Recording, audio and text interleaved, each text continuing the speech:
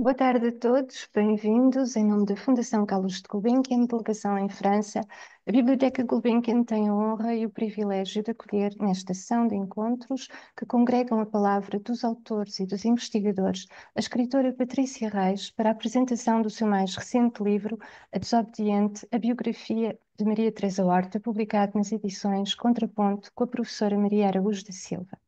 Gostaríamos, do mesmo modo, agradecer a participação de todos os que estão a assistir a este encontro. Lembramos que um tempo de questões será reservado no final da apresentação. Poderão colocar as vossas questões ou comentários através do chat da plataforma Zoom, que serão transmitidos às nossas convidadas ao solicitar a palavra. Mas antes de iniciar esta sessão, segue uma pequena apresentação de cada uma das nossas convidadas. Patrícia Reis estudou História e é mestra em Ciências da Religião. Começou a sua carreira no Semanário Independente, tendo trabalhado posteriormente no Expresso, Público, Marie Claire, Elle, RDP e RTP. É autora de vários romances e de algumas publicações infanto-juvenis. É editora e curadora da multipremiada revista Egoísta e co-apresentadora do podcast Um Género de Conversa. Escreveu biografias de Vasco Santana, de Maria Antónia Paula, em coautoria com esta jornalista, e de Simone Oliveira. O título mais recente da sua obra é a biografia da escritora Maria Teresa Horta, um desafio iniciado em 2019, ao qual dedicou perto de 4 anos de trabalho exaustivo. Para acompanhar Patrícia Reis, Maria Araújo da Silva, professora associada em Études lusophones na Sorbonne Université, onde leciona desde 2006. É diretora adjunta do Departamento de Estudos Ibéricos e Latino-Americanos desde setembro de 2024 e membro do Centre de Recherche Interdisciplinaire sur le monde ibérique contemporain. Maria Araújo da Silva trabalha sobre literatura portuguesa contemporânea e interessa-se particularmente pela escrita de autoria feminina. Poétique et politique du corps dans les airs lusophones et artiste et intellectuelle portugaise en France, itinéraires multiples, foram editados pelas edições Hispanic e são codirigidos com Fernando Coropes, as suas mais recentes publicações. A ambas, muito obrigada por terem aceitado o convite da Biblioteca Gulbenkian. O livro que nos vai ser apresentado esta tarde, A Desobediente, biografia de Maria Teresa Horta, é o 6º volume da coleção Biografias de Grandes Figuras da Cultura Portuguesa Contemporânea, das edições Contraponto. Mas é o primeiro volume que envolve diretamente a própria biografada através de entrevistas. Mais do que um relato biográfico, este livro é uma conversa íntima que contém importantes revelações sobre a vida e a obra de uma das figuras e vozes mais proeminentes da literatura portuguesa que nos deixou recentemente no passado dia 4 de fevereiro.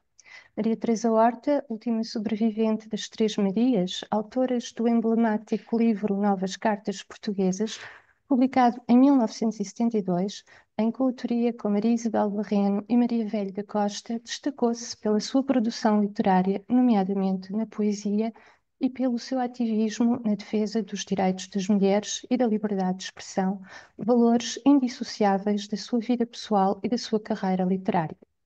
Aquela para quem a escrita, como afirmava em 1974, na realidade é, acima de tudo, uma libertação da mulher. E como nos encontramos em pleno mês de março, mês dedicado ao Dia Internacional da Mulher, gostaríamos, de um certo modo, prestar homenagem a Maria Teresa Horta e a todas as mulheres, através da apresentação deste magnífico livro. Uma vez mais, muito obrigada, Patrícia Reis e Maria Araújo da Silva. Obrigado eu pelo convite. E obrigada à Maria por conversar comigo. Obrigada. Eu queria também, antes de mais, agradecer à Fundação Carlos Gulbenkian, as pessoas, e à biblioteca da Fundação, as pessoas do seu presidente, Dr. Miguel Magalhães, desculpem, Cristina Costa e Isabel Barros, a oportunidade de estar aqui a apresentar este livro, A Desobediente, biografia de Maria Teresa Horta, que nos deixou há muito pouco tempo. E dizer também o imenso prazer que tenho por estar aqui à conversa com Patrícia Reis, jornalista e escritora que muito admiro e aprecio. Esta biografia de Maria Teresa Horta, um livro com mais de 400 páginas, não é? Que divide em 5 partes, que é ao mesmo tempo um retrato daquela que é aqui descrita pela Patrícia como uma mulher tempestade, uma mulher revolução, uma mulher agitação, que é também o retrato de um país. O livro é muito interessante porque, de facto, aborda todo este percurso desta mulher desobediente, mas ao mesmo tempo trata o seu tempo. E é muito interessante. Eu talvez começar, eu gostaria de começar por perguntar à Patrícia como desenvolveu este trabalho, como construiu esta biografia com a colaboração da biografada, não é? Não se trata aqui de uma biografia autorizada e pelo que percebi da leitura deste livro, a Patrícia fala em mais de 100 horas de gravações com Maria Teresa Horta, também com familiares, com pessoas com quem ela privou, com escritores, jornalistas, fala das inúmeras leituras entre recensões, trabalhos académicos, entrevistas. Se bem percebi, é um trabalho que iniciou em 2019, 2020 e que terminou em 2023. Então, como desenvolveu todo este trabalho ao longo destes anos? Bom, a minha. É preciso dizer que a Maria Teresa Horta foi minha amiga durante mais de 2 décadas, tive esse enorme privilégio e era minha colega de profissão. Somos ambas jornalistas e a Teresa sempre se identificou como jornalista até ao final da vida. Eu acho que é uma maneira de ver o mundo e também uma pessoa é jornalista, não está jornalista, é uma personalidade, digamos assim. Ahm, eu gostava de dizer que, antes de iniciar a construção da biografia da Maria Teresa Horta, a minha dissertação de mestrado era sobre a influência das narrativas bíblicas na poesia de Maria Teresa. E, e é por causa dessa dissertação e desse trabalho na área da ciência das religiões que o Rui Coceiro, que é o editor do Contraponto, me sugere fazer uma biografia da Teresa. Eu estava mergulhadíssima na obra da Teresa, tinha lido tudo o que havia para ler várias vezes já, e privava com ela, e portanto conhecia uma boa parte da vida dela. Quando lhe sugeri a biografia, quando lhe disse que tinha estado com o Rui Coceiro e que havia esta coleção de biografias da Contraponto e que era interessante fazer uma com ela, a primeira reação da Teresa foi dizer: mas porquê é que tu te queres meter nisso? E rir-se. A Teresa tinha um grande sentido de humor.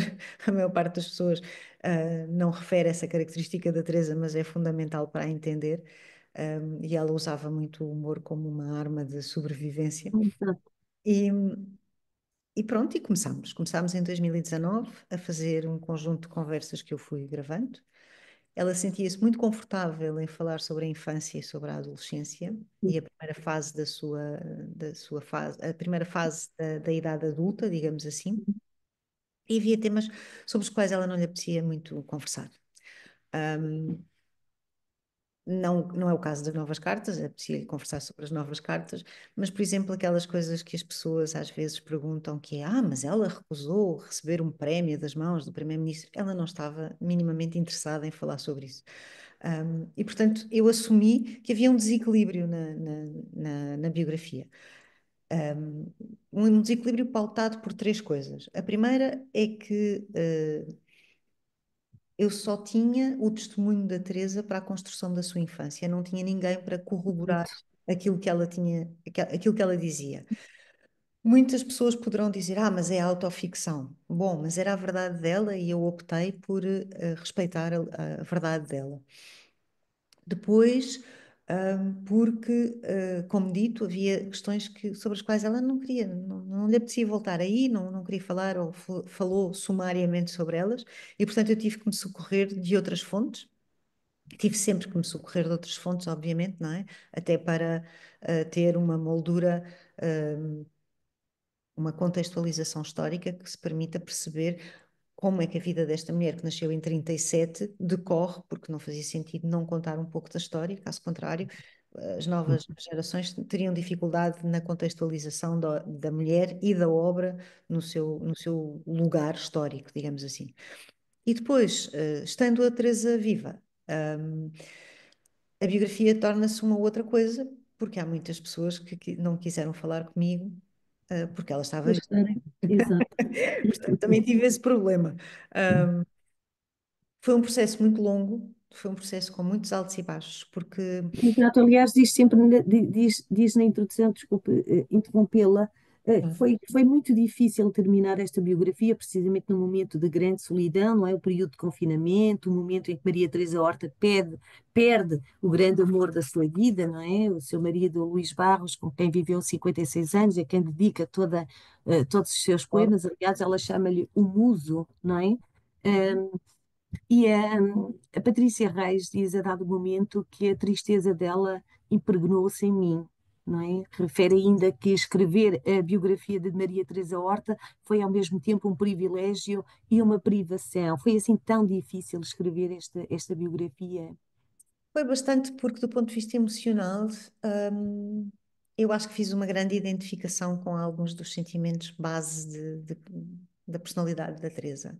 A Teresa, para percebermos a Teresa, temos que perceber a Teresinha, temos que perceber a criança e aquilo que aconteceu àquela criança. E o que aconteceu àquela criança é terrível, porque acontece-lhe tudo. Hum, Tem uma mãe que sofre de depressões pós-parto e é uma mãe que não é uma figura consensual, nem sequer no seio da família, uma mãe que abandona o lar e deixa as três filhas para trás, tem uma avó que ela adorava que morre, Perde também nessa altura, não é? tem toda.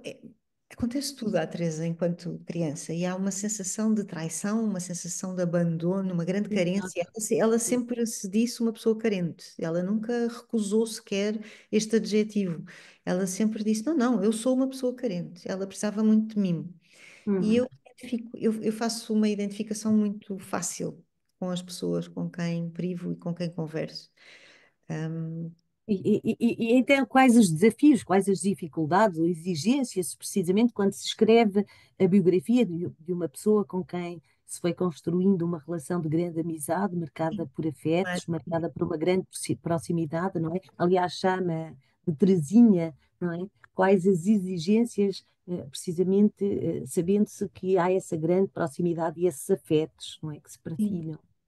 esse lado emocional e afetivo foi um maior desafio, porque eu precisava de encontrar a linha que separava aquilo que era da intimidade da Teresa e que ela poderia ter confidenciado enquanto amiga, e a outra linha das coisas que ela confidenciou à biógrafa. Foi muito difícil encontrar esse caminho e esse equilíbrio. Sendo certo, Maria, que eu não estava à procura de fazer uma biografia com sangue, suor e lágrimas. Isso, não me interessavam os segredos da alcova, não me interessavam aquelas coisas mais voyeuristas e sensacionalistas Sim. que muitas biografias no mundo têm. Isso não me interessava nada. E eu acho que isso lhe deu alguma confiança. O maior gesto de generosidade da Teresa foi não ter lido o livro antes dele sair. Ela só leu o livro depois. Hum, E disse-me: Eu tenho esse respeito pelo teu trabalho, porque eu também sou jornalista e sei que quando se entrevista alguém, isto é uma avenida, digamos assim, recíproca de confiança. hum. Isso eu não estava à espera. E eu insisti muito com ela para ela ler antes de ser publicado, mas ela recusou-se. E, portanto, E esse, desculpe, sim, sim. esse gesto é de uma generosidade muito grande, esse gesto de Hum, confiança, não é? hum. Portanto, hiper responsabilizante ao mesmo tempo, não é? Porque eu até ela me dizer que ficou contente com o livro, vivi ali momentos de angústia, confesso. Sim, Portanto, nunca houve, eu aliás, até outra das questões, não é, que queria colocar, portanto, deu-lhe o título de a desobediente, não é? Qualifica, aliás, portanto, temos este título desobediente, sendo que muitos dos adjetivos com que a qualifica ao longo da obra, eu apontei aqui alguns, vulgar, irreverente, curiosa, atenta, ruidosa, não houve qualquer hesitação em escolher este adjetivo desobediente, foi decidido também com a Maria Teresa Horta, ou foi apenas... não, não foi decidido com a Maria Teresa. Eu disse-lhe, a biografia vai se chamar A Desobediente. Ela riu-se e disse, é o que eu sou, está certo. Portanto, digamos que tive essa concordância simpática, mas é de facto a palavra que eu acho que melhora Claro, hum, desde porque sempre. ela, de facto, é uma mulher que não encaixa em regras, não encaixa em costumes num país, não é? De mentes Encaixam muito lá nenhum. fechadas, não é? Exatamente. Hum. Também era uma mulher, que se alimentava do conflito. Portanto, não era, nem nunca foi, uma figura consensual. Sim, E sim, Portugal dificilmente acolhe com agrado uma mulher que tenha voz. E a Teresa exato. nunca deixou de ter voz. A Teresa, mesmo que lhe tenham dito, e a Agostina Bessa Luís, por exemplo, disse-lhe: Teresa, tente estar calada. E a Teresa respondia-lhe: Não consigo, Agostina, não consigo. A ideia de calar qualquer opinião para a Teresa era o fim da liberdade. E a Teresa o que Exato. amava era a liberdade. De poder dizer fosse o que fosse, de poder escrever fosse o que fosse. E ela cumpriu isso. E cumpriu sabendo que estava a arriscar muito, hum, Sim, colocando num nível paritário a sua atividade como feminista e a sua atividade como escritora e poetisa. Ela colocou as três sim, coisas ao mesmo nível. Para ela tinham a mesma importância. E isso prejudicou, obviamente, a sua carreira literária, porque é engraçado claro. Ela pensar, pagou, não é? Pagou ela pagou um preço, o e é preço, engraçado exatamente. pensarmos que a Teresa começou por ser estudada pela Academia Brasileira.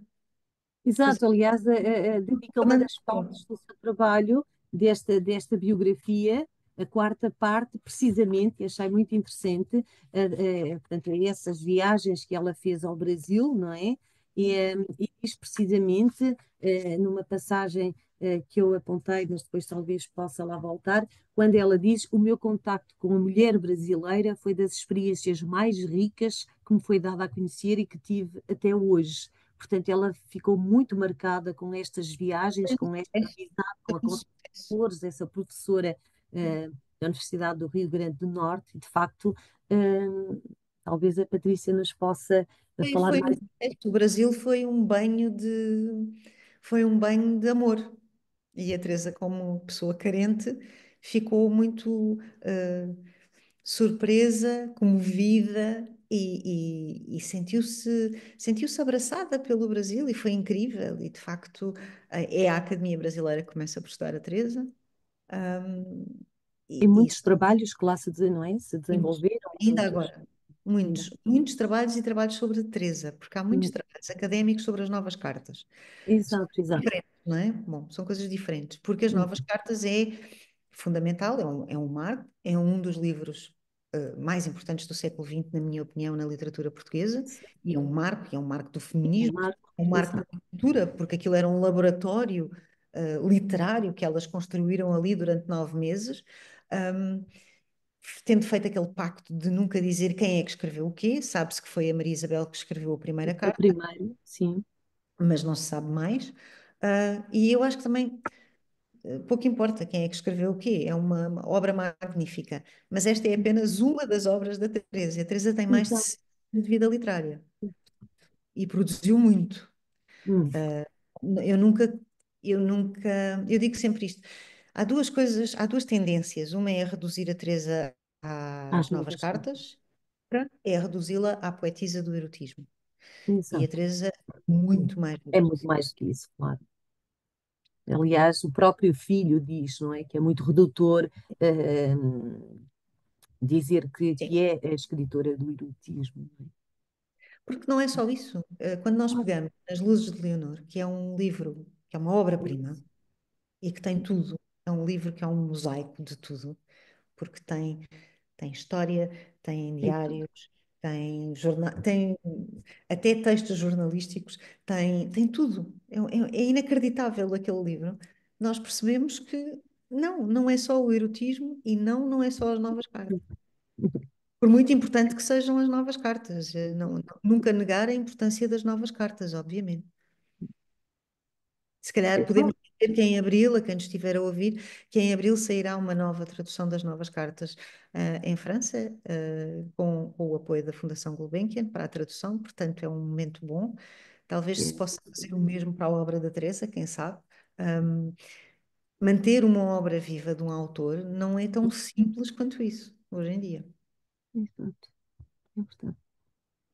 Eu voltando a esses momentos que partilhou com ela, essas horas de gravações, diz que pelo que entendi, esses encontros faziam-se no quarto da Teresa, no quarto da Virginia Woolf. Achei muito interessante este quarto da Virginia Woolf. Da Virginia Woolf. Que particularidade tinha esse quarto da Virginia Woolf? Encontrava-se nele? Porque este nome dado a este A Teresa quarto, que chamava, é uma sala, é pelo uma que sala, é uma era, sala, quarto, mas para era ela é o quarto da Virginia Woolf. parte da Virginia Woolf. Ela tinha uma devoção à Virginia Woolf. Aliás, junto à cama dela estava um livro da Virginia Woolf com um retrato, um dos retratos que existe da escritora, na capa, e estava virado para ela, Teresa, não estava alombada, estava a própria da capa virada para ela. E ela gostava muito da Virginia Woolf. E depois essa sala tinha um cadeirão, tinha uma secretária, tinha estante, estava pesada de livros e de dezenas e dezenas e dezenas de poemas que ela escrevia todos os dias. Hum. Papéis, papéis, papéis. Muitas fotografias, fotografias de pessoas de quem ela gostava muito, como a... Aliás, que ela escrevia constantemente, portanto, ela não escrevia de noite, ela acordava à meio da noite e para não acordar o marido ia, não é? a tafunhar, porque depois não percebia nada do que tinha escrito, porque não tinha luz, e então, sim, mas às vezes ela tinha aquela coisa maravilhosa da Teresa que era, de repente, o coração do poema surge. Exato. Para que o Aliás, achei poema muito tem que se apanhar. interessante o embrião, o poema como um corpo, não é? Encontra, portanto, sai o embrião e depois portanto, tem que encontrar o resto do corpo. Não sei, talvez Sim, nos possa falar um pouco ela falava muito muito disso, do de embrião. do poema surgir e ser o coração do poema, que depois ela trabalharia, mas não podia deixar escapar esse coração, não é? E, portanto, a pressa em fixar no papel era essa, era Hum, o coração. Depois trabalhava e voltava a trabalhar e reescrevia, e a Teresa, a editora dela, poderá falar disto com mais propriedade, mas a Teresa, mesmo nas provas dos livros, mudava tudo e alterava, e o poema estava sempre em construção. Era-lhe muito difícil terminar um livro de poesia ou um livro de ficção, era-lhe difícil afastar-se daquela criação. hum, Esse gesto de entregar para publicação ao outro, de dar o livro ao mundo, digamos assim, era-lhe hum. difícil, porque era uma coisa que era dela e era visceralmente dela. Ela dizia: Eu sou a Dificuldade minha em poesia, não é? distanciar-se do que era dela, não é? Sim, ela dizia: Eu sou a minha poesia, e eu acho que ela tinha toda a razão. É ela e o Luís Barros também, não é? Sim, A quem elas dedicas. O Luís de Barros é uma personagem incontornável na história da Teresa, porque é uma paixão muito grande que ela, como aliás me disse, e eu escrevi isso na biografia, porventura terá mitificado e construído depois ao longo do tempo. Sim, A que é uma verdade é que construção, não é? A Patrícia diz precisamente isso. O Luís é uma construção, eu fui construindo o Luís ao longo da vida. a Teresa dizia isso, porque também tinha. Mas a verdade é que havia um companheirismo. O Luís era quem lhe fazia a página de Facebook, era o Luís que a ajudava a publicar um poema por dia no Facebook, o Luís acompanhava-a por todo lado. O Luís foi fundamental no processo das Luzes de Leonor, que é um livro com Sim, 1004 páginas, não é sim. propriamente um livro pequeno. Mas isso mais numa fase mais tardia, porque no Sim, início ele não lia sequer o que ela escrevia, não é? Não queria Ele não ler. só, Portanto, ele ele não não tinha só não lido. lia, ele não só não lia, como não queria ler, como não foi a Exato, uma única sessão das novas cartas em tribunal, ele não esteve numa exato. única Hum, sessão. hum, E, portanto, obviamente é um casamento de 56 anos, terá tido altos e baixos. Como dito há pouco, a mim essas partes era a parte que menos me interessava, era da claro. intimidade. Eu Hum, trabalhei com o Luís de Barros, na Marie Claire, hum, e, e era uma pessoa adorável. Era uma pessoa adorável e era um homem muito bonito. E mesmo já com muita idade, continuava a ser um homem muito bonito. E a Teresa tinha esse fascínio incrível pela beleza. A Teresa sim. deixava-se prender pela beleza. E Sendo ela uma mulher muito bonita também. ela é uma mulher muito bonita, singular para a época, não é? Porque antes do 25 de Abril, a Teresa de facto era uma mulher muito singular para aquilo que existia, não é? Muito fora da norma, a todos os Hum, níveis. Não só no seu posicionamento face à condição feminina, por exemplo, não é? Exato. Nunca se calou. Eu acho que ela começou a ser feminista por causa da mãe. Eu, não tendo consciência disso, E da avó, Camila, certamente, não é? que a levava às reuniões das Sim, sufragistas, ela exato. conheceu a Maria Lamas, mas acima de tudo acho que ela ter percebido que a mãe tinha tanto direito à liberdade dela e à vida dela como qualquer homem, foi fundamental para a Teresa e para o seu caminho eh, nesse movimento feminista. Claro que aos 9 anos ninguém é feminista e não tem essa noção, mas é uma construção. E ela Hum, se defendeu a mãe. ela Tinha acompanhou a sido mãe. porventura mais fácil não defender a mãe. Hum. Eh, eh, Achei muito interessante quando diz que, aliás, é um dos seus entrevistados que diz, não é? E toda esta biografia o demonstra com muita força também. Um, e passo a citar: estar com Maria Teresa Horta é estar com um pedaço da história, é contar uma vida, mas também contar um país, não é? Mas por outro lado, a Patrícia diz que, ou penso que a Maria Teresa também o diz, que poderia ter sido uma personagem literária.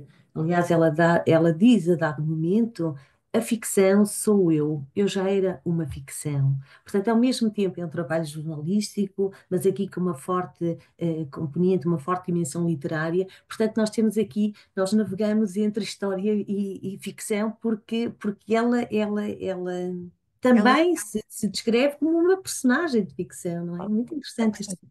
havia uma persona, Teresa. Uhum. Claro que sim, Exato. claro que sim. Ela também construiu uma personagem. Ah, Mas e, também o seu próprio trabalho, Patrícia, não é? e Que vai também, portanto, eu acho que o Conceiro, quando pensou nesta coleção de biografias, ele escolheu romancistas para escrever as biografias. As biografias anteriores, a Natália Correia pela Filipa Martins, por exemplo, ou a da Agostina Bessa Luís pela Isabel Rio Novo, um, ele foi à procura de escritores, de romancistas. Não é só escritores, é romancistas. sim, E sim. a história da Teresa para uma romancista como eu é um maná, é um tesouro, não é? Personagem, é exato. Personagem incrível.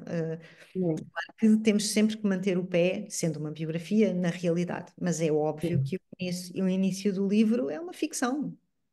Hum, É parte do relato da Teresa, mas é uma ficção. sim, sim. E como disse, então, esta biografia está dividida em 5 partes, não é? Que vai percorrendo, vai descrevendo os momentos-chave do seu percurso, da sua escrita, não é? E dedica então toda a primeira parte, bastante extensa, à infância, à adolescência, até ao início da idade adulta, dando-nos a conhecer o peso que tiveram certas pessoas. Aliás, descobrimos que alguns dos episódios da infância são até retratados no livro as meninas, não é? Cita Isso, algumas passagens das tudo. meninas. A vida da Teresa está na obra dela. Toda a Hum, vida da Teresa está na obra dela. hum, Tudo o que está na biografia, na verdade, podemos fazer esse exercício, pode-se encontrar na obra dela. Ela sim, sempre escreveu sobre a sua vida, sempre. Ela sempre foi uma personagem central da sua ficção e da sua poesia. pois. Por isso é que ela diz eu própria, não é? Eu sou uma ficção, a ficção sou eu, não Sim, é? sim. Muito interessante. E ao lermos as primeiras páginas, deparamos então com uma Teresinha que tem a solidão como companheira, não é? A solidão que é a grande marca da sua infância, como disse há pouco a Patrícia, portanto, uma infância marcada pelo abandono, pelas perdas, pela fragilidade, não é? Menina débil, menina frágil, as desilusões também que a forjaram, não é? E que forjaram aquela que viria a tornar-se esta mulher forte, esta desobediente, não é? Sim. Aliás, E há uma Teresinha, há uma Teresa e há uma Maria Teresa. Na sim, minha cabeça há este e não desdobramento. há uma Maria Teresa Horta. Não, há uma Maria Teresa Horta, no Sim, fim. sim, Uma sim, sim. Teresinha, há uma Teresa e há uma Maria Teresa Horta. E na minha cabeça este desdobramento faz todo o sentido. Mas a Teresa e a Maria Teresa Horta devem tudo à Teresinha. porque Sim, e percebe-se muito bem aqui, ehm, nesta biografia em que a infância é apresentada de facto como o chão fundador, não é? sim, sim. Para ela, ela tinha esse reconhecimento, ela reconhecia essa vertente. E ela também sabia, ela soube muito cedo que era uma menina diferente das outras. E depois trataram-na também sempre como uma Sim, criança estranha, não é? sim, sim. Aliás, o pai, não é? Essa relação Sim, com o pai, não é que é uma relação muito difícil, uma relação quase cão e gato, é um pai até ao fim. eh, que aliás lhe diz, a dada altura, já adulta, a fama que tu tens, Teresa, não é? Portanto, e ao longo da infância foi sempre travando, e sempre, aliás, ela casa para fugir também, Casa creio. para a vida familiar, claro. Exato. Casa com um amigo que ela achou Uhum. que tinha um pacto e que assim que surgisse uma paixão, ela estava convicta que nunca se apaixonaria. Ahm, Mas depois surge a paixão e o amigo não lhe dá o não quis divórcio. separar-se dela e é uma história difícil porque prende-a em casa, confina-a em casa, e ela faz uma tentativa de suicídio e felizmente uma das irmãs foi lá à casa por mero acaso, ahm, e E conseguiu encontra. salvar-se. Mas é uma é toda uma não há nada que não tenha acontecido na Teresa. Tudo aconteceu. E dedica precisamente esta parte inicial, esta biografia começa precisamente com esta relação que a Teresinha tem com a mãe, Carlota Mascarenhas, não é? E fala aqui sempre de uma relação de amor. Aliás, ela diz que ao longo da vida teve um amor fatal, ou a Patrícia diz que ela teve um amor fatal pela mãe, mas também, por vezes, um certo desamor que tem a ver com esse sentimento de abandono, não é? Não, E ela, ela dizia, e eu acho que também escrevo isso na biografia, não tenho a certeza, mas a Teresa dizia isto, é que a mãe nunca lhe deitaria a mão, nunca a agarraria, nunca seria uma mãe salvadora, uma mãe colo, seria sempre uma mãe perigo, porque tinha pois, essa.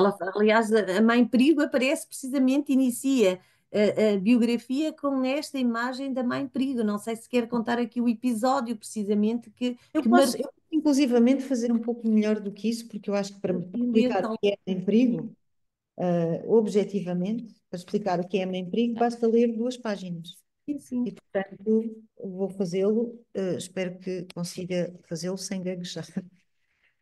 Iniciado. O ar sufocante dos dias mais quentes, um ar morno, combatia-se com as janelas entreabertas e as portadas encostadas. Vivia-se na penumbra. Teresinha estava sentada no chão a ver um livro da coleção Manecas. Tinha 4 anos, talvez um pouco mais. Os olhos são azuis, translúcidos, belos, mas incapazes de competir com os olhos da mãe, toda a beleza que ela carrega com um certo encantamento. A mãe saiu da salinha ao seu canto e entrou nessa quase escuridão em que as filhas sobrevivem ao calor. Teresinha com o livro, Belinha no bacio e Chilinha de poucos meses no carrinho de bebé. A mãe era um deslumbre e Teresinha sentiu desde sempre. Olhava conforme ela caminhava em direção ao carrinho. A mãe levantou a cabeça da criança, pegou na almofada minúscula e pousou-a sobre a cara de Chilinha. Teresinha pressentiu a maldade, cheirou o perigo, levantou-se rápida, lembra-se muito deste gesto, e ficou a olhar para a mãe, tão bela. Tudo mudou num repente. A mãe deixou a irmã no carrinho, voltou a pôr a almofada debaixo da cabeça da menina, os olhos presos na filha mais velha. E a mãe perguntou: O que é que tu queres, Teresinha? Pegou-lhe pelos braços, levantou-a como se fosse um pequeno móvel, as mãos debaixo das axilas, caminhou na direção da janela, afastou a portada de madeira com o cotovelo e a janela meio aberta escancarou-se. Teresinha não emitiu um som. A mãe, que a deveria proteger, que deveria ser colo e consolo, cega por um momento desvariou. O coração da criança em sobressalto, o corpo miúdo sem se debater. A mãe pendurou-a fora da janela, o seu corpo no ar. Teresinha continuou muda, não chorou. Era uma menina com 5 anos, quase, pendurada pelos pés a ver o abismo da rua. A minha mãe estava furibunda e isso exacerbava-lhe a beleza. O tempo cristalizou-se. Por fim, a mãe desistiu, trouxe o corpo da filha de novo para dentro de casa, pousou-a no chão. Desistiu de a matar. Contudo, repeliu-a num tom gelado. Sai da minha vista. Teresinha vinha da luz que feria os olhos azuis, assaltada pela claridade repentina para lá do abismo da janela. Soube de imediato, nesse instante, nesse momento, que sobrevivera, mas que ainda não estava a salvo dessa força que podia destruir, a mãe perigo. A luz confundiu-a e o regresso à meia-luz foi perturbador. Podemos imaginar o coração a bater mais do que 120 vezes por minuto a galope cheio de medo. Era preciso fugir. A criadita manteve-se colada à parede, imóvel, a única testemunha. Teresinha percorreu a sala e tentou chegar à maçaneta da porta. Fez por girá-la, o corpo esticado ao limite, a mão mínima, um esforço imenso. O tempo parecia-lhe correr demasiado veloz, a mão lenta demais. Quando conseguiu rodar a maçaneta, fugiu para o corredor, o túnel da casa, as mãos nas paredes a tatear, a guiá-la. O escritório. Acreditava que no escritório teria o seu refúgio. Sabia, soube no instante em que leu aqueles olhos no seu rosto cerrado, que a mãe seria sempre mãe perigo para si e para ela própria. Era uma menina pequena com uma lucidez antiga. Naquela altura não se falava nisso. Desconhecia-se o que era uma depressão pós-parto. As mães escondiam esse abismo. Tinham de ser felizes, as mães. Eu acho que isto diz tudo de Fantástico. menina, como uma Uma menina menina. vive e como isto é inaugural de uma certa personalidade. Sim, porque a vida da Teresa espelha-se nessa mãe, não é? Sim, A mãe que também foi uma grande irreverente, a mãe que se pautou sempre pela liberdade, por isso foi rejeitada, foi tratada de maluca, não é? Foi internada. ehm, ehm, Aliás, diz que a Teresa foi o que a Teresa é uma Carlotinha menor, uma rebarbativa, dizia o pai, não é? Sempre, mas de facto. Vê-se perfeitamente, não é, ao lermos esta biografia, que há uma identificação, que ela é o espelho, não é? Ela vê-se dessa mãe, não é? sim, sim. E de alguma forma tomou para si essa missão de cuidar da mãe, de proteger a mãe. Ela tomou para si e depois, enfim, imagine-se o que é uma criança com 9 anos que a mãe abandona a casa porque vai E viver que com. engola uma carta para a proteger, não é? E essa criança Toma. é levada com as irmãs para uma quinta, a mãe finalmente consegue descobrir onde é que estão, manda-lhe uma carta e ela lê a carta completamente perplexa. Eu lembro-me tão bem quando ela me contou este episódio, porque chorámos as duas, foi uma coisa muito comovente, mesmo muito, muito comovente. Porque o que ela faz é esconder a carta e quando lhe exigem que ela mostre o que a mãe mandou, porque a mãe era esta figura proscrita, digamos assim, Sim. hum, ela vai até o sítio onde enterrou a carta e come a carta. E ela dizia: Comi a minha mãe, para a proteger. E isso é um momento incrível. Para mim, foi uma das conversas mais importantes que tivemos. Hum. De uma imensa fragilidade e força ao mesmo tempo, as duas coisas, não é? Sim, sim. Aliás, sentimos sempre isto, não é? Essa fragilidade, essa menina, mulher, com esses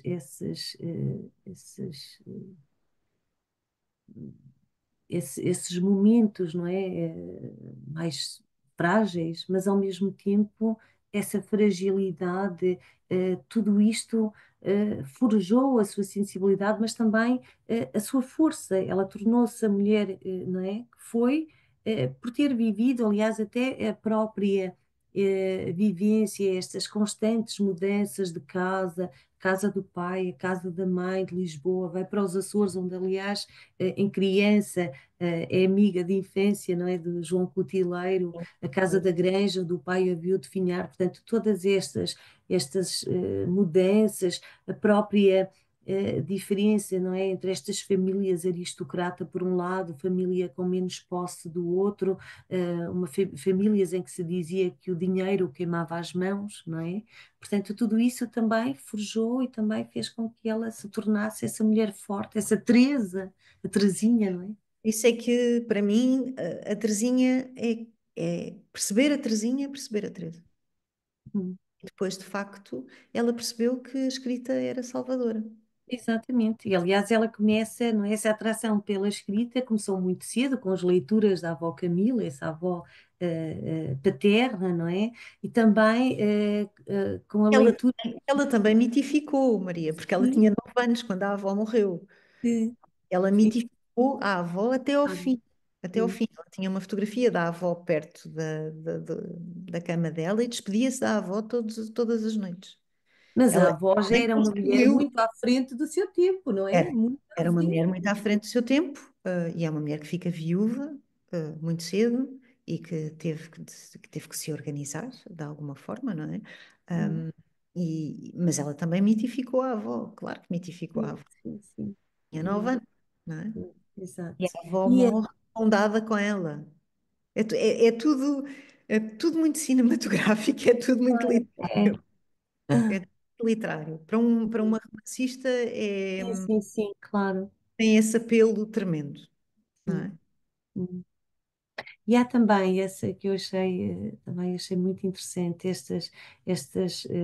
estas idas para o escritório do pai, em que não constavam livros de autoria feminina, o pai que a proibia de ler determinados livros. Aliás, acho que a mãe, ela foi esbofeteada pela mãe por ler A Selva, não é, de Marcelo. Ferreira de Castro, não é? E depois ela contou esse episódio ao Ferreira de Castro mais tarde, que tinha levado um tabefe da mãe porque estava Exato. coisa inapropriada e era a selva.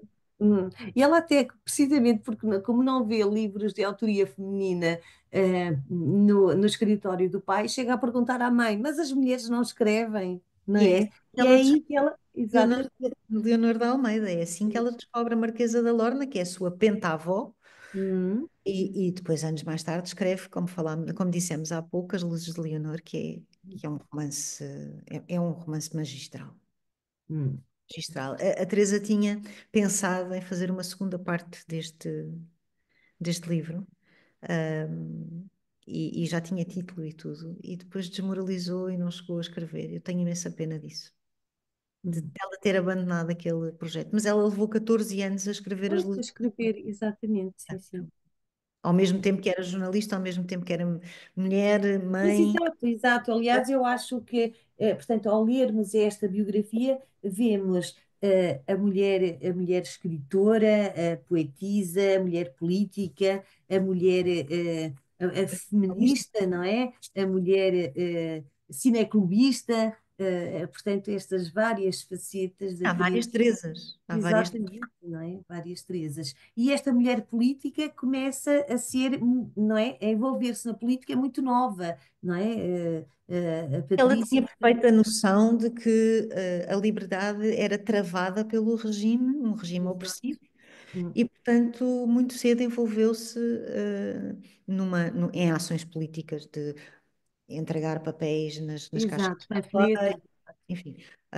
E Um, aí conhece a Isabel do Carmo. conhece a Isabel do Carmo tem uma frase que eu acho Fantástica, não é? maravilhosa, que é: até à Teresa, as mulheres só existiam até à cintura. Depois da Exatamente, Teresa não passaram a tinham ter o cor. corpo inteiro, não é? Pronto. E com ela tinha essas conversas sobre o corpo, sobre a sexualidade, sobre mulheres, não é? Eh, E a sua ligação ao Partido Comunista também é muito forte, não é? E há várias incursões da PIDE na sua casa que são vividos como momentos de terror, não é? Pois. E mesmo pós 25 de Abril, durante muito tempo, muitas vezes a Teresa acordava com esse sobressalto de que a Pito estava à porta. Hum. Ah, E, e e depois do 25 de Abril, ela inscreve-se no partido, não é? Com, ela com, inscreve-se no com partido, o de Barros, não com o é? Mário, Mas com o Mário de Carvalho que a recebeu. Mas achei muito interessante porque diz que até no partido, não é? Ela não foi uma comunista como as outras, ela Não. não obedecia a regras, não obedecia a protocolos, enfim, ela E além até disso, no e partido além foi disso, não consciente. apreciava, além disso, não apreciava grandemente o Álvaro Cunhal, Pois. porque o Luís de Barros tinha uma paixão assolapada pelo Álvaro Cunhal, platónica, obviamente, tinha um deslumbre intelectual, digamos assim, pelo Álvaro Cunhal, e a Teresa não apreciava competição, não é? Portanto, portanto não apreciava grandemente o Álvaro Cunhal. E depois, obviamente, quando eles terminam com a revista Mulheres e posteriormente com o Diário, o jornal, Exatamente. ficaram no desemprego de um dia para o outro.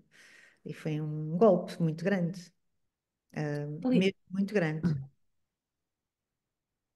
Aliás, ela tem conta aqui umas histórias, uns episódios muito caricatos, não é? Precisamente quando ela está na revista Mulheres e o Partido Comunista não aprecia determinados títulos, determinadas capas, porque não é? O Partido Comunista é bastante conservador ainda agora. Exatamente. Pós 25 de Abril continuou a ser bastante conservador e muito pouco, ahm, na verdade, muito pouco alinhado com o pensamento feminista. E a revista Mulheres era o arauto do feminismo, porque Exatamente. era sobre a condição feminina que elas escreviam. O Partido Comunista fez um comitê central para discutir a capa da revista Mulheres, onde aparecia uma menina a sair das ondas da Costa da Caparica nua. E a primeira coisa que dizem à Teresa é: puseste uma mulher nua na capa. Era uma menina pequenina. E o E falo do Ney Matogrosso, não é? nem Mato Grosso. Há assim vários desses pormenores engraçados. Exato. Talvez fosse interessante também contar-nos o episódio dos sutiãs do Parque Eduardo Não VII. havia sutiãs, elas não tinham dinheiro para Pois comprar não sutiãs. tinham sutiãs, mas aparece aqui, não é? Uma série de. eh, Sim, eh, fala-se muito da queima de sutiãs na manifestação do exatamente. Eduardo VII, mas a verdade é que ninguém Exato. queimou sutiãs. O que aconteceu foi que todas elas foram atingidas por uma multidão de homens que vinha protestar contra a manifestação delas, e a manifestação delas era contra o estereótipo feminino, não é? O mais engraçado disso tudo para mim é que de todas, é, é que de todas aquelas que tinham levado vestido estereótipos femininos, não é? A empregada de casa, a Sim, esfregou, sim, sim. a única que não foi agredida por nenhum homem foi aquela que estava vestida de noiva, o que diz muito sobre os homens portugueses da década de 70. Mas em 70, em maio de 74, há uma sondagem no Expresso e mais de 3/4 da população portuguesa achava que as mulheres deviam ir virgens para o casamento. Portanto, nós estávamos muito atrasados. O 25 de Abril foi incrível para iniciarmos o nosso processo democrático, mas não mudou a vida das mulheres de Exatamente. Ela todo. própria, na revista, não é? E ela falava Aborda muito sobre muito essas isso e escreveu questões, não muito é? sobre isso. O aborto, enfim, O aborto todas foi central na vida violência, a portuguesa. violência, a violência conjugal, não é? Que é outro dos. Nós estamos em março e de janeiro até agora já morreram 5 mulheres às mãos de homens em Portugal. E no ano passado tivemos 32 mil queixas de violência doméstica. É um flagelo. Era à época e continua a ser. E continua, não é? Portanto, agora, voltando à escrita, portanto, a mulher escritora, a poetisa, ela começa a escrever muito nova, os seus primeiros poemas são propostos a dois poetas que foram determinantes nesta abertura de portas, neste estabelecimento de contactos no mundo literário, que é o António Ramos Rosa e o Gastão Cruz, e através do Gastão Cruz e Ela da- conhece a Fiamma, exatamente, da FIAMA, e publica então o seu primeiro livro, Espelho Inicial, e depois junta-se aos poetas e poetisas da Poesia 21, e esse não é, é o arranque. grande trampolim, é o grande trampolim. É ela Hum. também, de repente, perceber que fazia parte de uma família, não é? E ter sido acarinhada. Ela sempre disse que os escritores mais velhos acarinharam a nova geração, da qual ela fazia parte, o Gastão, a Fiamma, Exato. Casimiro de Brito, enfim, A Luísa Neto Jorge, Teresa Neto Jorge, todos eles foram bastante acarinhados por uma geração mais velha de escritores, foram bem recebidos. Generosidade, não é? A Natália adorava a Teresa, por a exemplo. Natália, exato, não é? Porque nós temos aqui uma mulher forte que é a Maria Teresa Horta, mas ela também, portanto, estes encontros com a Senu, da Dom Quixote, com a Leonor Cunha Leão, da editora Guimarães, não é? Em que começa a publicar na coleção Poesia e Verdade, e todas as que se seguiram, não é?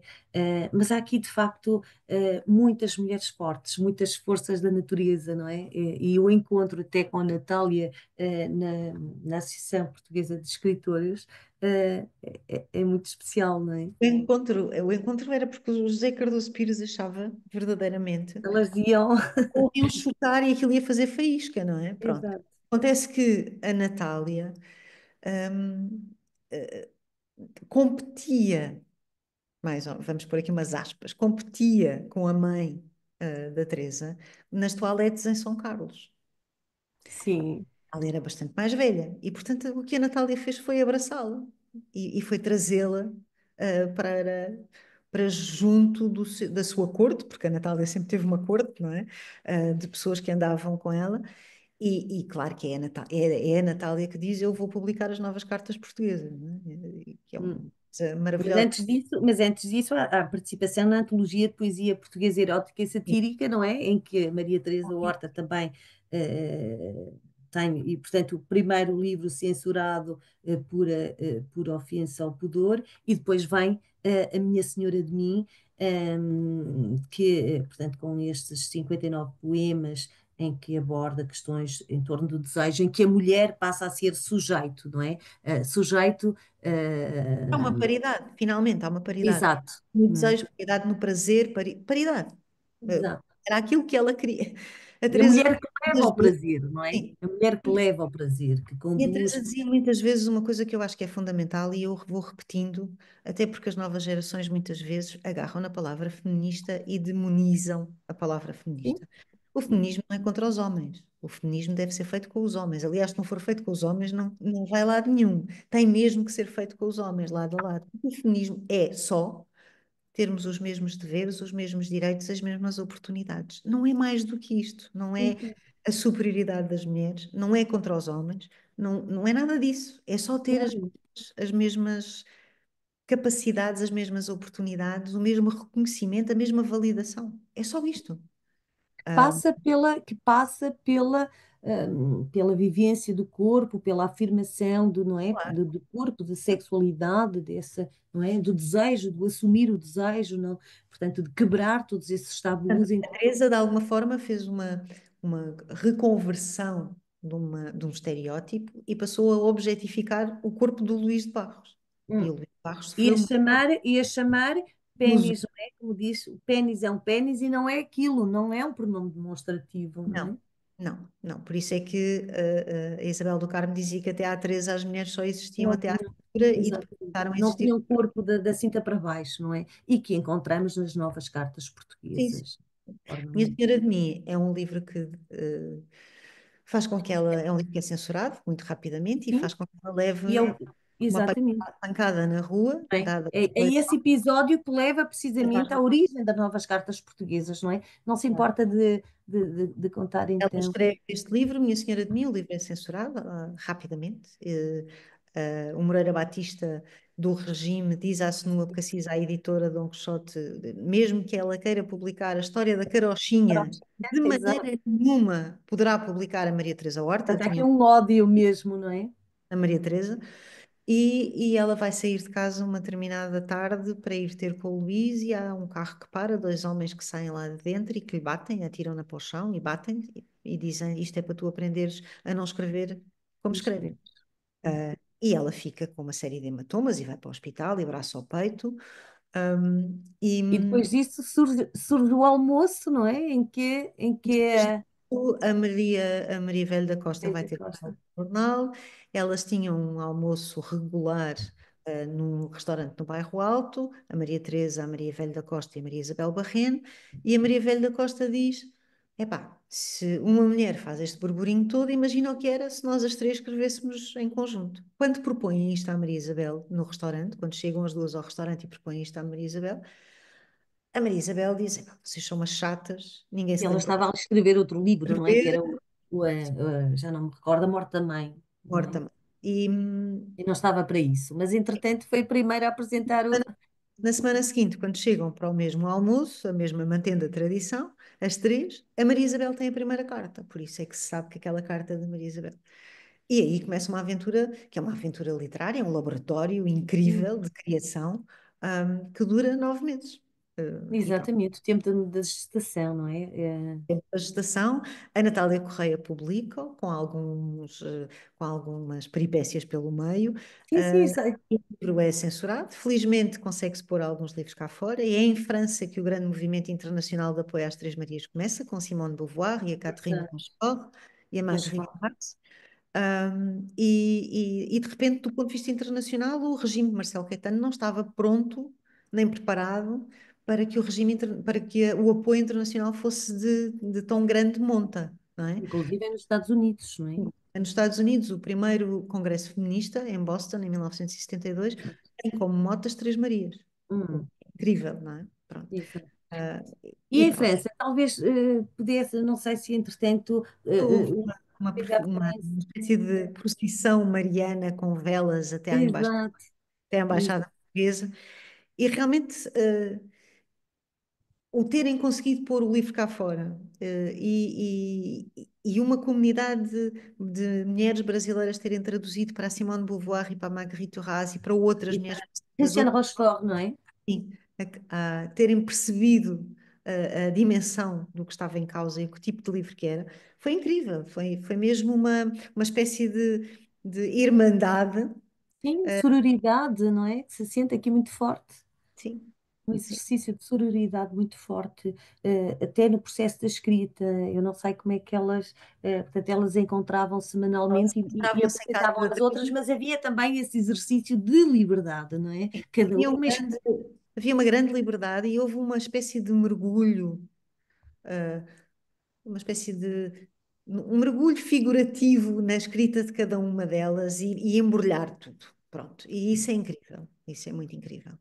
Sendo que no final, para o final, a Marivelho da Costa e a Maria Isabel Barreno já não queriam tanto continuar o livro e a Teresa teve outra vez muita dificuldade em parar de escrever e muita dificuldade em dar o livro como feito e pronto para ser entregue, típico da Teresa. Mas, e claro que elas achavam que iam presas, não é? Pronto. Hum. E Eles como é que ela viveu? Como é que ela viveu este processo, este tempo todo, sabendo que viveram o este, marido. eles viveram este processo com bastante angústia, até porque as três tinham três crianças, três rapazinhos pequenos. Eh, E, portanto, eram mães de três rapazinhos pequenos, e, portanto, a angústia de ir presa era uma angústia. Foi-lhes proposto, à Maria Isabel e à Maria Velho da Costa, que dissessem que as piores cartas tinham sido escritas pela Teresa, elas recusaram. Foi-lhes proposto pedirem desculpa, não tinham, dizer que não tinham intenção nenhuma de prejudicar o país ou de atingir o regime ou o que fosse, elas recusaram e, portanto, foram para o tribunal. Elas sabiam que, caso o 25 de Abril não tivesse acontecido, elas iriam presas. O julgamento. Inclusive, antes delas, portanto, a própria Natália quis assumir, não é? O Esta, juiz disse, não, o juiz esta disse, pois, minúcia, não pois, é? a senhora, a A senhora só senhora não publicou, escreveu, só publicou. estas senhoras é que escreveram, sim, é verdade. Até a publicação, todo este processo da Natália foi muito interessante, porque ela precisou da ajuda de um tipógrafo, não é? Para repor as passagens censuradas. No fundo, ela Sim, assumiu ela esta. assumiu. Ela foi transgressiva, foi bastante transgressiva, não é? Sim, E eu não sei assumiu essa se, eu transgressão. não sei Que se é a que é. Maria, eu não sei se a Maria conheceu a Natália Correia, mas eu tive esse imenso privilégio e Pois é, era um fã. não tive, infelizmente, Eu tinha medo, eu vou dizer, eu tinha medo dela. Eu tinha medo, porque era um furacão, era uma mulher. E a Teresa também tinha medo dela? Sim, também comecei por ter medo da Teresa quando a conheci, porque eu era muito pequenina, era muito jovenzinha e a Teresa também são Sim, mulheres são muito mulheres fortes. fortes, São não é? mulheres Mulheres fortes. muito fortes. Mas depois caímos nos braços uma da outra e foi uma amizade muito longa. Ah, e ainda bem que foi. E depois, em relação, portanto, a toda esta dificuldade, em termos de publicação, depois a censura, e achei interessante depois, portanto, depois do 25 de Abril, quando elas o publicam, há uma entrevista, sente-se aí que há uma certa, um certo afastamento, que a Maria Isabel Barreno e a Maria Teresa Horta são muito próximas na defesa do feminismo. Aliás, elas formam, Movimento de libertação formam das mulheres. exatamente esse movimento. E a Maria Velho da Costa sente-se ali um certo afastamento, portanto, ela não quer assumir. Eu Isto foi acho, eu acho que, não, eu acho que a Maria Velho da Costa percebeu muito rapidamente que ficar colada ao discurso feminista não exato. ia ser benéfico para a sua carreira. Não. Ah, e, portanto, foi-se afastando, É. claro. Aliás, ela afasta-se precisamente nessa entrevista com o Fialho Gouveia, não é? Em que ela assume aí Sim, já uma posição. ela eh, assume uma posição diferente da Teresa e da Maria Isabel, e o Fialho Gouveia diz que o livro é chato. pois, O livro é chato. exatamente. E elas não apreciaram, não é? Elas Não, não não me apreciaram, e é aí que, não é? nada. O feminismo se Apreciaram tornou mesmo. também uma bandeira para a Maria Teresa, não é? E a Maria Teresa carregou muito a bandeira das novas cartas, uma Sim. vida inteira. E as novas cartas tiveram depois um processo de grande silenciamento no país, porque, de novo, o 25 de Abril foi incrível, mas as coisas não mudaram para as mulheres Ora, assim. Não, não mudaram, é mentira. não. Só para termos uma ideia, eu acho que nós, mulheres jornalistas, devemos muito à Teresa, porque são muito poucas as mulheres que entram nas redações dos jornais, antes do 25 de Abril. E é o Francisco Pinto Balsemão que abre as portas às mulheres na capital, é o primeiro empresário de comunicação social que diz: não, nós podemos incorporar nas redações as mulheres. Isto é em 68. Exato. Enfim, a feminização das redações é um processo que começa a acontecer e que é crescente a partir dos anos 80, final dos anos 80. E, portanto, nós devemos muito às mulheres como a Maria Teresa, como a Sim, e nota-se muito na Antónia biografia, Paula, não é? como a Antónia Fiadeiro, tantas mulheres que começaram Sim. por abrir este caminho nos jornais. Exato. Ela, Tudo ela, muito ela masculino. percorre várias redações, não é? Ela começa no República, depois no Diário de Lisboa, Capital, e de facto é sempre aqui uma mulher no meio de homens. E E aliás não a querem na redação porque se fala muito mal, porque os homens falam muito mal, não é? As mulheres os não homens têm. dizem asneiras, os homens dizem Exato, os asneiras. homens dizem E ela as está neiras. escondido lá em casa, quem diz mais asneiras sou eu, não é o meu marido. Não Ela lutou muito para ter um lugar é? fisicamente nas No relações. jornalismo que se praticava no masculino, evidentemente, não é? Pratica- Essencialmente no masculino. Ainda hoje se pratica muito no masculino, porque Pois, pelos dedos das mãos, ah, as mulheres, acho que nós temos duas subdiretoras ou diretoras adjuntas, não temos nenhuma diretora de um jornal, não temos nenhuma diretora de informação num canal de televisão. Ainda é uma profissão muito masculina. mas ela assumiu, apesar de tudo, não é? A responsabilidade do suplemento literário, literatura e artes na capital, portanto, acabou por ter também um peso determinante na divulgação da literatura, não é? Aliás, E ela diz, homens e mulheres. exato, Homens e mulheres. Ela entrevistou homens e mulheres e estava disponível. Ela tinha uma grande paixão por cinema, foi a primeira mulher sim, cineclubista cineclubista e também, ia a portanto, todos os festivais de literatura, de cinema e fazia o seu trabalho como jornalista cultural e fazia-o bem. e fazia o bem. Aliás, ela diz: eu nasci escritora, mas decidi ser jornalista, e, portanto, o jornalismo ocupou de facto um peso, não é? Uma parte E foi muito essencial. importante para ela como forma de ver o mundo. Ela Não é? nunca perdeu um olhar jornalista, nunca. Até ao fim, sempre manteve esse olhar.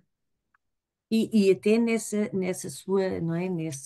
Nessa sua, tudo que ela fez, portanto, em termos de publicações na revista Mulheres, não é? Todo esse lado feminista, aquelas crónicas que tinham muito, E era instável. Uhum. não é?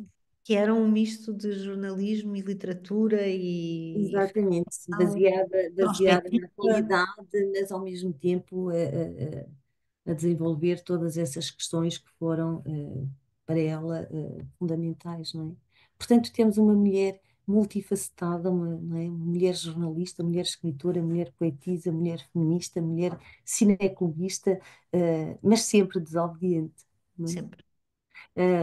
O tempo passou a voar, eu não sei, talvez. Se alguém quiser fazer uma pergunta, Portanto, pode ser fazer logo a aqui, deixar segunda. aqui algum espaço. Eu tenho aqui muitas, mais ainda. O tempo passou a voar, de facto, mas talvez seja importante também deixar aqui espaço para as pessoas que queiram colocar alguma questão à Patrícia Reis. Não sei Talvez. se é a Cristina que Penso que gera. podemos desde já começar por agradecer e felicitar a Patrícia Reis e a Maria Araújo por esta bela, rica apresentação, que de certo vai suscitar questões. Eu espero que haja questões ou comentários, mas se entretanto ainda não há, o que é que a Patrícia Reis pensa do legado de Maria Teresa Horta? Como é que ele vai continuar a inspirar as gerações vindouras? Cristina, essa é a minha proposta de tese para doutoramento que estou a fazer neste segundo. Eh, Porque qual é o legado da Teresa? A vários níveis, mas o legado, por exemplo, no jornalismo, eu gostava muito de perceber se ele existe efetivamente e se as mulheres que estão no ativo hoje no jornalismo percebem que têm essa herança para trás ou não. Eu acho fundamental falarmos da obra da Teresa e dá-la a conhecer às novas gerações. Porque lá está, como dito há pouco, para manter a obra viva de um escritor é muito difícil, é mesmo muito difícil. Porque hoje saem, em França muito mais, claro, mas em Portugal saem 17 mil livros por ano. A sobrevivência de um livro na livraria, a sua exposição é mínima, é um fogacho, não é? E há muita coisa, há muita proposta. Portanto, nós estamos nas mãos de todas as pessoas que gostam da obra da Teresa e que podem falar sobre ela, sejam académicos, sejam professores de liceu, sejam jornalistas, sejam ensaístas, seja o que for. Estamos na mão dessas pessoas que podem manter a obra viva e eu espero que todos nós o façamos, sinceramente, porque é muito importante. Já é uma obra muito, muito, muito variada, e que conta do seu tempo e sobre o seu tempo, portanto, é uma obra com a qual nós aprendemos. Que é muito atual, não é? Também muito atual. Eu penso que, de facto é um legado e elas, é um marco determinante que abriu precisamente esta possibilidade para, não é, outras mulheres escritoras, não é, mais recentes que hoje falam com toda a liberdade do desejo, da sexualidade, do erotismo, pondo como fazia Maria Teresa Horta, como faziam eh, as Três Marias, dando o nome às coisas, não é? O orgasmo é o orgasmo, a vulva é a vulva, o pênis é o pênis, e hoje temos de facto uma literatura que fala do corpo, que fala do desejo, da mulher sujeito, não é? E vemos-lo não é? Nesta literatura mais recente, não é? Hipercontemporânea e até finais do século, toda a última, eh, as últimas décadas do século XX, sente-se na escrita de autoria feminina esse legado, não é? Esse legado. E a Teresa tinha uma forma muito própria, uma voz muito própria, uma forma muito própria de escrever, uma construção frásica muito própria. Ah, é evidente que a poesia impregnava a sua ficção, isso é óbvio, Sim. mas tinha uma voz. E não é toda a gente que escreve que consegue ter uma voz diferenciada, não é? A Teresa conseguiu, sem dúvida. Temos uma primeira pergunta do Luís Cordeiro, que pergunta qual tem sido a recepção do livro. O livro tem Reação. sido muito bem recebido, vai na sexta edição. Eu acho que o facto de termos decidido publicar o livro em março de 2024 e, de alguma forma, entrar nos festejos dos 50 anos do 25 de Abril foi benéfico para o livro, mas também suscitou muito interesse porque também eram os 50 anos do fim do julgamento das novas cartas. Houve ali uma circunstância feliz. E depois a crítica foi boa, e é um livro que tem funcionado muito por partilha, e isso é muito interessante. E eu recebo muitas mensagens de leitores que eu não sei quem são, que nunca vi, e isso então é o mais comovente e também o mais gratificante. Portanto, eu diria que a recepção do livro para mim foi muito surpreendente, porque eu não estava nada à espera. Mas fico contente porque eu acho que se a biografia permitir que as pessoas depois possam conhecer ou reler a obra da Teresa, missão cumprida. Claro. Dessa questão. A Patrícia Reis faz apresentações do livro em bibliotecas, suponho, livrarias ou noutros locais. Bibliotecas, livrarias, festivais literários, comunidades de Escolas, leitura. escolas também? Não. Não, fui a uma universidade, até ao momento, mas os pedidos são constantes e, portanto, eu ano passado, só em Portugal, fiz 11 mil quilómetros, Uhum. só de idas e voltas para aqui e para ali. E foi ótimo é muito gratificante falar com as pessoas, mas eu confesso que não estava à espera que fosse assim uma adesão tão grande. Não estava. Aproveito mais uma vez para relembrar que podem colocar questões ou comentários e aproveitar para falarem com a Patrícia Reis, com quem conheceu também Maria Teresa Horta. E Não também não sei. podemos obrigar as pessoas a fazerem perguntas, não é, Cristina? Não, mas por vezes são um pouco tímidos. Não sei se a Maria tem mais algo para Eu não acrescentar. sei a que tempo temos, se realmente já Talvez ultrapassamos ou já, não, sim. mas se já ultrapassamos, eu talvez voltasse às novas cartas portuguesas e talvez concluísse perguntando à Patrícia Reis, ehm, que eu ainda hoje à tarde, na universidade, voltei a aquela passagem das novas cartas em que elas perguntam. Mas o que pode a literatura? O que podem as palavras? Podem tudo. As palavras são uma revolução. E eu acho que a Teresa tinha bem essa noção. As palavras podem tudo. E a literatura pode tudo. Até porque a literatura, a maioria dos escritores é cronista do seu próprio tempo. E a Teresa também foi cronista do seu tempo, não é? É uma fixação, é como se fossem os primeiros historiadores do seu tempo. Isso é muito interessante, de ver como os escritores se apropriam dos acontecimentos do seu tempo e como os retratam depois literariamente. Que é retratado de Sim. forma muito vivida também, não é? É. Mas pronto, eu diria que foi uma ótima conversa, Maria, agradeço Obrigada, muito obrigada, foi um prazer e à Gulbenkian, com à algumas Isabel, questões, quem sabe se Pago e à outra Cristina. ocasião, mas Espero ter uma outra ocasião de vos ver. muito Ahm, obrigada. às Ai, vezes não sei se há aqui outra questão, não sei se Ah, alguém, deixa eu ver só.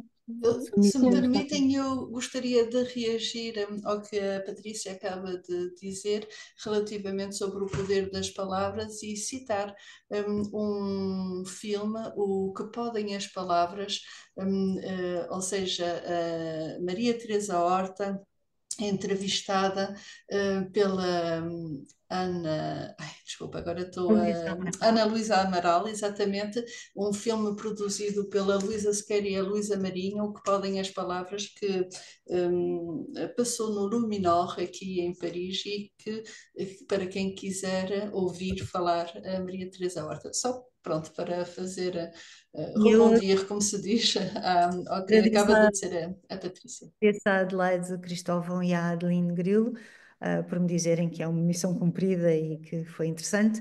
Agradeço muito, e agradeço a disponibilidade das pessoas todas que aqui estiveram. Espero que pelo menos possam revisitar a obra da Teresa, caso já a conheçam. Se não conhecem, bem, corram a conhecer porque é incrível. Um Bem, beijinho. Conhecer a obra de Teresa com a leitura da biografia da Teresa torna-se, não é, um exercício mais rico ainda, não é? Dá outra perspectiva, não é? Da Exato. obra. portanto, Muito obrigada. queríamos agradecer Obrigada. então às nossas convidadas, Patrícia Reis e Maria Araújo da Silva, este belo encontro em torno do livro Desobediente, biografia de Maria Teresa Horta, atualmente disponível na Biblioteca Gulbenkian, assim como todas as obras de Maria Teresa Horta. Queremos também agradecer a todos os que do outro lado assistiram e participaram à distância com os comentários e questões, sem esquecer Isabel de Barros, que se ocupa da transmissão desta questão. Este encontro será colocado em breve no site da Fundação Carlos de Gulbenkian, delegação em França, e será divulgado através das nossas redes sociais. A todos, uma vez mais, muito obrigada e até breve.